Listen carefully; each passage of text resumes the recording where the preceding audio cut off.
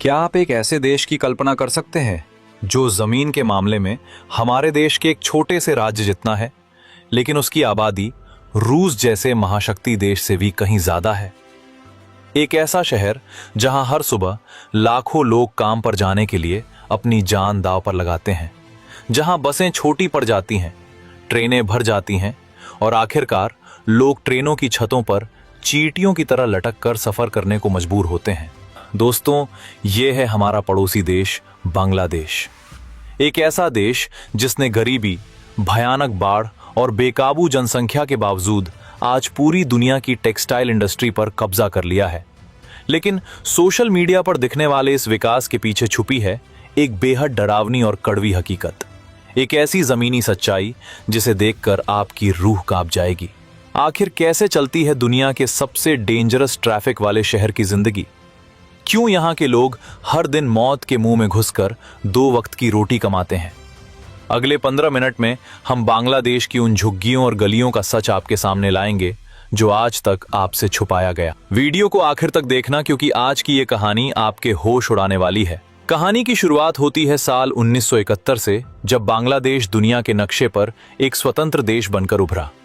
आजादी के समय इसे दुनिया के सबसे गरीब और बेबस देशों में गिना जाता था, लेकिन आज लगभग 17 करोड़ से ज्यादा लोगों का यह देश जनसंख्या के मामले में दुनिया के बड़े बड़े देशों को टक्कर दे रहा है।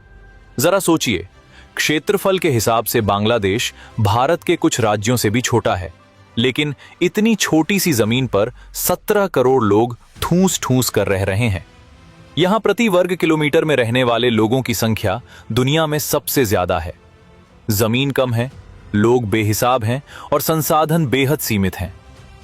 लेकिन इस देश के पास एक ऐसी ताकत है जिसके दम पर इसकी अर्थव्यवस्था आज रॉकेट की रफ्तार से भाग रही है, और वो है यहां की मैन पावर, यानी यहां के लोगों की हाड़ तोड़ मेहनत। कपड़ा उद्योग और एक्सपोर्ट के मामले में आज बांग्लादेश चीन को टक्कर दे रहा है, लेकिन इस चमकते सिक्के का दूसरा पहलू बहुत स्याह है। अगर बांग्लादेश का कोई दिल है तो वो है उसकी राजधानी ढाका। लेकिन ये दिल किसी भी वक्त रुक सकता है, क्योंकि ढाका को दुनिया का सबसे ज्यादा ट्रैफिक जाम वाला शहर माना जाता है। ढाका में सुबह का नजारा देखना किसी युद्ध के मैदान जैसा होता है। जैसे ही सूरज उगता है, लाखों लोग काम की तलाश में गांवों से निकलकर ढाका की सड़कों पर आ जाते हैं। शहर अपनी क्षमता से 5 गुना ज्यादा लोगों का बोझ उठा रहा है। यहां सड़कों पर गाड़ियां चलती नहीं हैं, रेंगती हैं। कई बार लोग 2 किलोमीटर का सफर तय करने के लिए 3-3 घंटे जाम में फंसे रहते हैं। इस जाम की वजह से देश को हर साल अरबों डॉलर का नुकसान होता है। लोग जल्दी में हैं, हर तरफ हॉर्न का शोर है, चीख पुकार है, लेकिन रास्ता कहीं नहीं है। संसाधनों की इस भीषण कमी के बीच आम इंसान कैसे जीता है, चलिए आपको दिखाते हैं। ढाका की गगनचुंबी और चमकदार इमारतों के ठीक पीछे एक और दुनिया बसती है, स्लम्स, यानी झुग्गी बस्तियों की दुनिया। यहां लाखों परिवार टिन और प्लास्टिक से बने छोटे छोटे कमरों में रहने को मजबूर हैं। सोचिए, एक ऐसा कमरा जहां ठीक से हवा भी नहीं आती, उसमें पूरा का पूरा परिवार सोता है। साफ पीने का पानी, स्वच्छ शौचालय और बुनियादी स्वास्थ्य सुविधाएं यहां किसी लग्जरी से कम नहीं है। और जब मॉनसून आता है तो इन बस्तियों के हालात नरक जैसे हो जाते हैं। गंदा सीवेज का पानी लोगों के घरों में घुस जाता है, बीमारियां फैलती हैं। लेकिन इन लोगों के पास इस बदबूदार माहौल में जीने के अलावा कोई दूसरा रास्ता नहीं है। यहां का आम मजदूर सुबह सूरज निकलने से पहले घर से भागता है। कोई रिक्शा चलाता है, कोई कंस्ट्रक्शन साइट पर अपनी जान जोखिम में डालता है, तो कोई कपड़ा फैक्ट्रियों में 14-14 घंटे काम करता है। दिन भर की इस जानलेवा मेहनत के बाद जो पैसे मिलते हैं, वो सिर्फ 2 वक्त के खाने के लिए ही पूरे हो पाते हैं। ये लोग अपने बच्चों को एक अदद अच्छी शिक्षा तक नहीं दे पाते। लेकिन बांग्लादेश की जो तस्वीर पूरी दुनिया में सबसे ज्यादा वायरल होती है और जिसे देखकर रोंगटे खड़े हो जाते हैं, वो है यहाँ का रेलवे सिस्टम। त्योहारों के समय या आम दिनों में भी जब लोगों को अपने घर या काम पर जाना होता है, तो रेलवे स्टेशनों पर जो भीड़ उमड़ती है, उसे देखकर आपकी आंखें फटी की फटी रह जाएंगी। ट्रेनों के अंदर तिल रखने की जगह नहीं होती। खिड़कियों से लोग अंदर घुसने की कोशिश करते हैं, और जब अंदर जगह नहीं बचती तो हजारों लोग ट्रेन की छत पर चढ़ जाते हैं। माइनस या प्लस डिग्री तापमान हो, तपती धूप हो या मूसलाधार बारिश, लोग ट्रेन की छतों पर एक दूसरे का हाथ पकड़कर बैठते हैं।